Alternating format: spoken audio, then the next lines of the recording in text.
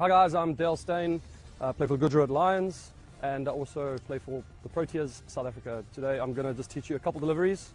I'm going to start off with my favorite ball, which is the away swinger. It's a wicket-taking ball. I've bowled a lot of them in my career, and it's a very basic ball. Most people should know how to bowl it. How you hold the ball is you kind of hold the ball with the seam pretty much facing towards first slip. That's kind of how you want to put it into your hands.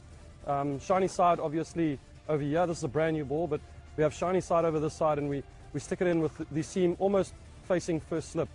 From there, what I do is when I'm bringing my arm around and I'm going to release the ball, the key for me is to make sure that that part of my wrist over there is the part that the batter is, that I show the batsman first. When I show him that, the ball tends to come out, and it will almost come out like this, and it will just generally shape away.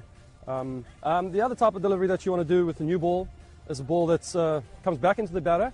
So you've got the away swinger, and now you've got the in swinger.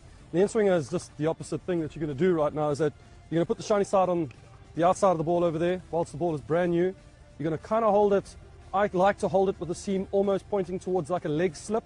It's quite important for me. And then the release is also exactly the same as the away swinger, but now I'm kind of using this part of my wrist over here. I want that part of my wrist to kind of come through first, so the ball almost comes out that direction like that. So also when it lands and hits the seam, it continues its movement in towards the batter. So you've got the away swinger, which is like that. You're using that part of your wrist with the shiny side there, and then just the other way around. You've got the in swinger on this side here with that part of your wrist, and you bowl it, and it just kind of hits the seam and goes on. Jimmy Anderson is really good at that delivery. I really enjoy watching him bowl it. He's quite skillful with that. Cool, so now that we know how to bowl those two deliveries, the away swinger and the in swinger, in test matches what I like to do is I like to use the crease now a little bit. I'll come a little bit wider of the crease, and I'll bowl my away swinger. I'll come a little bit closer into the crease. I'll bowl my away swinger. And when you come closer in the crease, it tends to swing a lot more because you're kind of using your arm and it comes from straighter. When you come wider the crease like this, the angle that you create is so much that the ball doesn't swing as much, but it swings a lot later. So you almost draw a batter into the shot.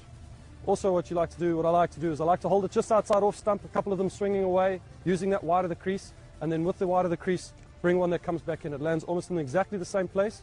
With the batsman this time either leaving the ball or misjudging it, I can go on to get him out LBW or bowled. Okay, so we have a little bit of an older ball right now. The two deliveries that I'm going to talk to you about are the bouncer and the slower ball bouncer. I like to bowl the bouncer with my hand, using the cross the seam kind of delivery. There was a ball that was taught to me by Sean Pollock many years ago, and what you like to do is you try and find the length on the pitch as quickly as possible, maybe in warm-ups or so.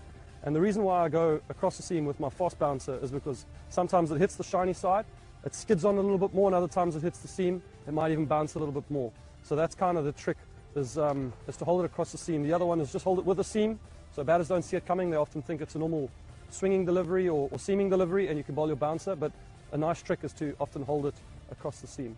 The slower ball that you bowl, I like to bowl it with the older ball because it tends to just grip in the wicket a little bit more. With the new ball, with the ball being brand new, it hits the seam sometimes, maybe even misses the seam, and it skids on a little bit.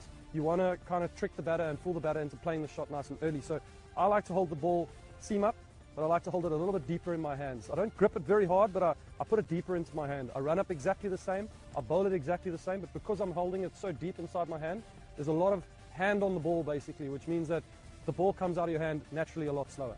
So it's something to work on. Just put it nice and deep into the hands there. The batter from 25 meters away when I'm running, and he can't see it, he can't tell the difference between that and that. But when you let it go, dig it into the wicket, because you are bowling it a lot slower, it gets that nice loop and you can often fool the batter. The bounce is quite a stressful ball. It takes up a lot of energy because you are bowling it hard into the wicket, harder than most balls. When you bowl a length ball, you always talk about hitting the deck even with the length ball and not kissing the deck. You don't want to put the ball there, you want to bowl it into the deck. But a bouncer is that type of delivery that you really, really hit the deck. You kind of finish your action, and you're using pretty much your entire body, from your core, your back, your left arm if you're a right-handed bowler, or your right arm if you're a left-handed bowler. You're grabbing the air, you're sucking it in, and you're really using every part of your body to dig the ball in as hard as you can to get that bounce and to get that pace. That's for the fast bowlers. The slower ball bowlers, they don't probably put as much stress on their body, but the quicks definitely use a lot of their body to bowl that ball.